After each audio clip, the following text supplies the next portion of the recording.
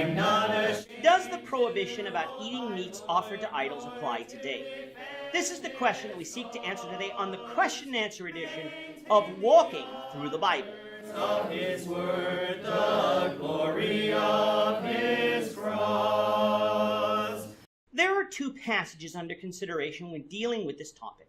They are found in 1 Corinthians 8, 1-13 and 1 Corinthians 10, 23-33. So if you have a Bible, please turn to 1 Corinthians 8. If you don't have a Bible, don't worry, just listen along. So 1 Corinthians 8, beginning at verse 1.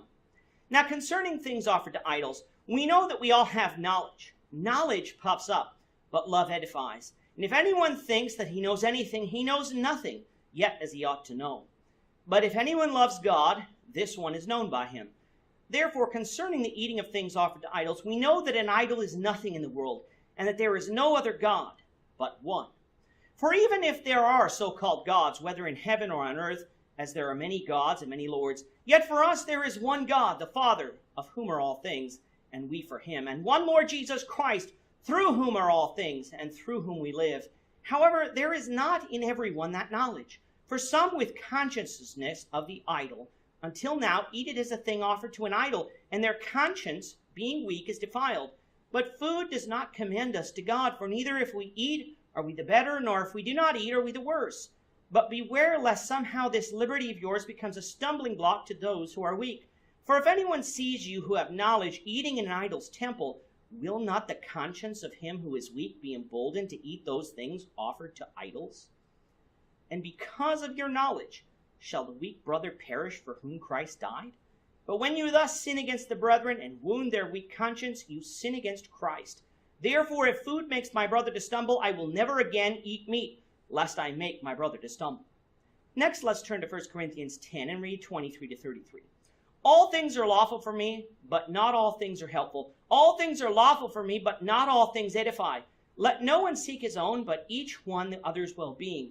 Eat whatever is sold in the meat market, asking no questions for conscience' sake. For the earth is the Lord's and all its fullness. If any of those who do not believe invite you to dinner, and you desire to go, eat whatever is set before you, asking no questions for conscience' sake. But if anyone says to you, this was offered to idols, do not eat it, for the sake of the one who told you, and for conscience' sake. For the earth is the Lord's and all its fullness. Conscience, I say, not your own, but that of the other. For why is my liberty judged by another man's conscience? But if I partake with thanks, why am I being evil spoken of for the food over which I gave thanks? Therefore, whether you eat or drink or whatever you do, do all to the glory of God. Give no offense either to the Jews or to the Greeks or to the church of God, just as I also please all men in all things, not seeking my own profit, but the profit of many, that they may be saved. In this section of 1 Corinthians, Paul is dealing with some questions sent to him by the Corinthians. Eating meats offered to idols was one of them. What we must know is the city of Corinth was an extremely idolatrous city, and so it was commonplace for the people to eat in the idol temples after the meat was sacrificed to the idol, and that any unused meat would be sold in the marketplace. Paul begins by telling the Corinthians that knowledge puffs up, but love edifies. What does he say? The knowledge that a Christian possesses is that there is one God and one Savior, Jesus Christ. That knowledge would then conclude that the idols are nothing, and that therefore there's nothing wrong with the meat offered to the idol, for it has neither become sacred or defiled. That knowledge could lead the person to be able to eat the meat and not worship the idol. However, a Christian who has converted from idolatry may not yet have this knowledge about separating the eating of meat and idol worship, and neither do the people who are actually worshiping the idol. To those people, seeing a stronger Christian eating meats offered to idols would be seen as condoning idol worship. We would thus lose an opportunity to teach an idolater, and might even cause a weaker Christian to sin by them thinking that they can worship God and idols at the same time. Love, however, edifies or builds up. Someone who is loving does not seek their own, but looks out for others. It would be a sin to wound the conscience of a weak brother. Therefore, we're not to go to idol temples and eat the meat offered to idols. We restrict our liberty in this case to eat all meats out of respect for another person's conscience. What about meat sold in the marketplace? Don't ask where it came from for conscience sake. It is not necessarily your conscience, but the conscience of others. If, however, you're told that the meat was sacrificed to an idol, again, don't eat it, so as not to wound the conscience of another. Now, is this instruction applicable today? Where in 1 Corinthians does it say that this instruction is only for Corinth? Is loving our brother only applicable to certain people and not to others?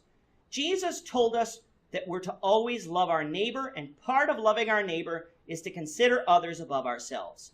So yes, this prohibition is still in effect, and this principle should be applied in all areas where doing something that we have liberty to do might cause another brother to stumble into sin. Well, I know much more can be said on this topic, but our time is up for now. We hope you'll join us for tomorrow's discussion of Matthew 19, verses 7 to 9, as we continue our walk through the Bible, one verse at a time. Thank you for watching today's episode.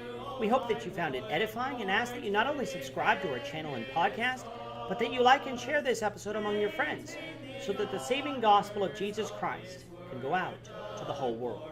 Of his cross.